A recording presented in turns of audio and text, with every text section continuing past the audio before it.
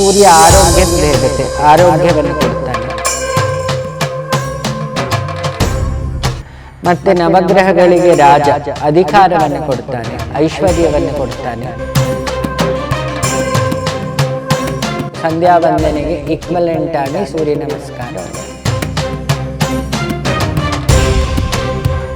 ನಾವು ಈ 12 ಆದಿತ್ಯರ ಎನರ್ಜಿಯನ್ನು ಒಟ್ಟು ಸೇರಿಸಿದಾಗ ಅದನ್ನು ಸೂರ್ಯನಾರಾಯಣ ಅಂತ ಹೇಳ್ತೀವಿ.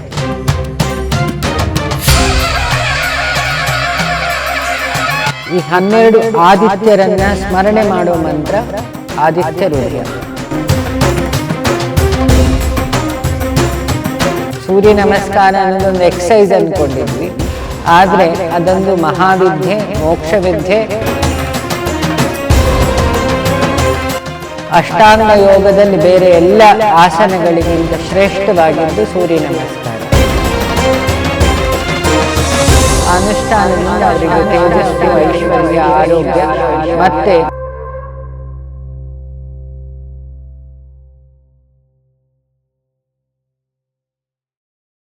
ಇವತ್ತು ಸೂರ್ಯ ನಮಸ್ಕಾರದ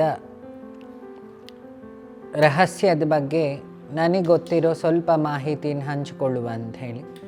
ಸೂರ್ಯ ಅಂತ ಹೇಳಿದರೆ ಅದಿತಿ ಮಗ, ಹಾಗಾಗಿ ಅವನನ್ನು ಆದಿತ್ಯ ಅಂತಾರೆ.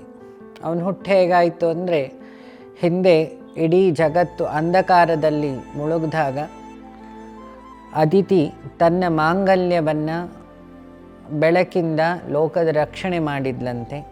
ಆ ಮಾಂಗಲ್ಯವನ್ನೇ ಸೂರ್ಯ ಅಂತ ಕರೀತಾರೆ ಶಾಸ್ತ್ರದ ಪ್ರಕಾರ. ಹಾಗಾಗಿ ಅವನನ್ನು ಮಂಗಳಕಾರಕ ಅಂತಲೂ ಹೇಳ್ತೀವಿ. ಇನ್ನೊಂದು ಸುಧಾಕರ, ಜಗತ್ತು ಬೆಳಗವನು ಅಂತ ಹೇಳ್ತೀವಿ. ಅದಿತಿಯ ಮಗ ಆದ್ದರಿಂದ ಅವನನ್ನು ಆದಿತ್ಯ ಅಂತೀವಿ. ಸೊ 12 ಆದಿತ್ಯರು ಈ ಜಗತ್ತಲ್ಲಿದ್ದಾರಂತೆ. ಆ 12 ಆದಿತ್ಯರಿಗೆ ನಮಸ್ಕಾರವೇ ಸೂರ್ಯ ನಮಸ್ಕಾರ. ಪಿತೃಗಳಲ್ಲಿ ಏಕಾದಶ ರುದ್ರರು, ಅವರಾದಮೇಲೆ 12 ಆದಿತ್ಯರು ಮತ್ತು ಅಷ್ಟವಸುಗಳು. ಅಷ್ಟವಸುಗಳಲ್ಲಿ ಅಗ್ನಿಯು ಒಬ್ಬ. ಈ 12 ಆದಿತ್ಯರಲ್ಲಿ ನಮ್ಮ ಜಗತ್ತಿಗೆ ಪ್ರತೀಕ ಆಗ ಒಂದು ಆದಿತ್ಯ ಇದ್ದಾನೆ. ಹಾಗಾಗಿ ಆ 12 ಆದಿತ್ಯರಿಗೆ ನಮಸ್ಕಾರವನ್ನೇನು ಯೋಗದ ಮೂಲಕ ಅರ್ಪಣೆ ಮಾಡ್ತೀವಿ ಅದನ್ನು ಸೂರ್ಯ ನಮಸ್ಕಾರ ಅಂತೀವಿ. ಸೊ ಹಾಗಾಗಿ ಆ 12 ಆದಿತ್ಯರ ಸಂಕೇತ 12 ನಂಬರ್ಗಳಿದೆ ನಮ್ಮ ಕ್ಲಾಕಲ್ಲಿ. ಒಂದು ಸೂರ್ಯನನ್ನು ಸೆಂಟ್ರಾಗಿ ನೋಡಿದರೆ ಅವನ ಸುತ್ತ ಬೆಳಕನ್ನು 12 ಡಿವಿಷನ್ ಮಾಡಿದರೆ ನಿಮಗೆ ನಂಬರ್ ಸಿಗುತ್ತೆ 1 to 12. ಆ 12 ಆದಿತ್ಯರ ಇನ್ಫ್ಲೂಯೆನ್ಸಿಂದ 12 ರಾಶಿಗಳ ಸಂಕೇತವು ನಾವು ಹೇಳ್ತೀವಿ, ಅಂಶ ಅಂತ ಹೇಳಿ. ಸೊ ಅಂದರೆ ಕಾಲದ ಸಂಕೇತ. ಹಾಗಾಗಿ ಅವನನ್ನು ಕಾಲಾತ್ಮಕ ಅಂತಲೂ ಅವನನ್ನು ಇನ್ನೊಂದು ಹೆಸರಲ್ಲಿ ಆದಿತ್ಯ ಹೃದಯದಲ್ಲಿ ಕರಿತೀವಿ. ಸೊ ಹಾಗಾಗಿ ಈ 12 ಆದಿತ್ಯರನ್ನು ಸ್ಮರಣೆ ಮಾಡೋ ಮಂತ್ರ ಆದಿತ್ಯ ಹೃದಯ. ಇದರಲ್ಲಿ ಏನು ಮಾಡ್ತೀವಿ, ಒಂದೊಂದು ನಮಸ್ಕಾರಕ್ಕೂ, ಸೂರ್ಯ ನಮಸ್ಕಾರಕ್ಕೂ ಒಂದೊಂದು ಜಪಗಳಿಂದ ಶುರು ಮಾಡ್ತೀವಿ. ಅದಕ್ಕೆ ಒಂದೊಂದು ಬೀಜ ಮಂತ್ರ ಇದೆ. 12 ಬೀಜ ಮಂತ್ರಗಳುಂಟು. 1ನೇ ನಮಸ್ಕಾರ ಹ್ರಾಂ ಮಿತ್ರಾಯ ನಮಃ ಅಂತ, ಸೂರ್ಯನ ಒಂದು ಆದಿತ್ಯನ ಹೆಸರು. 2ನೇದು ರವಯೇ ನಮಃ, ಇನ್ನೊಂದು ಸೂರ್ಯಾಯ ನಮಃ. ಅದರಲ್ಲಿ ರವೆಗೆ ಬೀಜ ಮಂತ್ರ ಹ್ರೀಂ. ಹ್ರೂಮ್ ಅನ್ನೋದು ಸೂರ್ಯನ ಬೀಜ ಮಂತ್ರ. ಹ್ರೈಮ್ ಅನ್ನೋದು ಬಾನವೆ ಅನ್ನೋ ಬೀಜ ಮಂತ್ರ. ರೌಮ್ ಅನ್ನೋದು ಖಗಾಯ ಬೀಜ ಮಂತ್ರ. ರಹ ಪೂಷ್ಣವೇನ ಬೀಜ ಮಂತ್ರ. ಹ್ರಾಂ ಹಿರಣ್ಯಗರ್ಭಾಯ ನಮ, ಅದು ಹಿರಣ್ಯಗರ್ಭನ ಬೀಜ ಮಂತ್ರ. ಮರೀಚಿ ಅನ್ನೋದು ಮತ್ತೆ ಹ್ರೀಂಕಾರ, ಅದರ ಬೀಜ ಮಂತ್ರ. ಹ್ರೂಂ ಆದಿತ್ಯಾಯ ನಮ ಅನ್ನೋದು ಹ್ರೂಂಕಾರ ಆದಿತ್ಯನ ಬೀಜ ಮಂತ್ರ. ಸವಿತ್ರೆ ಹ್ರೈಂ, ಅರ್ಕ ಹ್ರೌಂ, ಭಾಸ್ಕರ ರಹ. ಅಂದರೆ ಇದಿಷ್ಟನ್ನು ಸೇರಿ ನಾವು ಈ 12 ಆದಿತ್ಯರ ಎನರ್ಜಿಯನ್ನು ಒಟ್ಟು ಸೇರಿಸಿದಾಗ ಅದನ್ನು ಸೂರ್ಯನಾರಾಯಣ ಅಂತ ಹೇಳ್ತೀವಿ. ಅದಕ್ಕೆ ಆ ಸೂರ್ಯನ ಮಂಡಲವನ್ನು ಸವಿತೃ ಮಂಡಲ ಅಥವಾ ಸೂರ್ಯಮಂಡಲ ಅಂತ. ಯಾವಾಗ ಈ 12ರ ಸೇರುವಿಕೆಯಿಂದ ಆ ಸೂರ್ಯ ನಾರಾಯಣನ ಪ್ರತೀಕ ಅಂದರೆ ಸೂರ್ಯನಾರಾಯಣನ ರೂಪವನ್ನು ಧಾರಣೆ ಮಾಡ್ತಾನೆ ಅಂತ ಹೇಳಿ ಶಾಸ್ತ್ರ. ಅಂದರೆ ಅಷ್ಟು ಆದಿತ್ಯರ ಒಗ್ಗೂಡುವಿಕೆ ಇದೆಯಲ್ಲ, ಅದು ಮಹತ್ ತತ್ವ. ಅಂದರೆ ಪರಬ್ರಹ್ಮ ತತ್ವಕ್ಕೆ ಏನು ಮಾಡ್ಬೋದು ನಾವು ಪರಬ್ರಹ್ಮ ತತ್ವವನ್ನು ಅದರ ಜೊತೆಗೆ ಕಂಪೇರ್ ಮಾಡ್ಬೋದು. ಸೊ ಅದಕ್ಕೆ ಆ ಮಂತ್ರಕ್ಕೆ ಏನು ಹೇಳ್ತೀವಿ, ಓಂ ಸವಿತೃ ಸೂರ್ಯನಾರಾಯಣಾಯ ನಮಃ. ಇಷ್ಟು ಬೀಜ ಮಂತ್ರಗಳು ಸೇರಿ ಈ ಒಂದೊಂದು ನಮಸ್ಕಾರವು ಈ ಬೀಜ ಮಂತ್ರಗಳಿಂದ ಹೇಳಿ ಮಾಡಿದಾಗ 12 ಸಲ ನಿತ್ಯವೂ ಮಾಡಿದಾಗ ಅದು ಅತಿ ಶ್ರೇಷ್ಠವಾದ ಒಂದು ಆದಿತ್ಯೋಪಾಸನೆ. ಬೆಳಗ್ಗೆ 6 ಸಲ ಮಾಡ್ಬೋದು, ಎಲ್ಲರಿಗೂ 12 ಬೆಳಗ್ಗೆ ಆಗಲಿಲ್ಲ ಅಂದರೆ ಸಂಜೆ 6 ಮಾಡ್ಬೋದು. ಸಂಧ್ಯಾ ವಂದನೆಗೆ ಈಕ್ವಲೆಂಟಾಗಿ ಸೂರ್ಯ ನಮಸ್ಕಾರ ಉಂಟು. ಇದರಿಂದ ಏನು ಲಾಭಗಳೇನು ಉಂಟು? ಸೂರ್ಯ ಆರೋಗ್ಯದ ದೇವತೆ, ಆರೋಗ್ಯವನ್ನು ಕೊಡ್ತಾನೆ.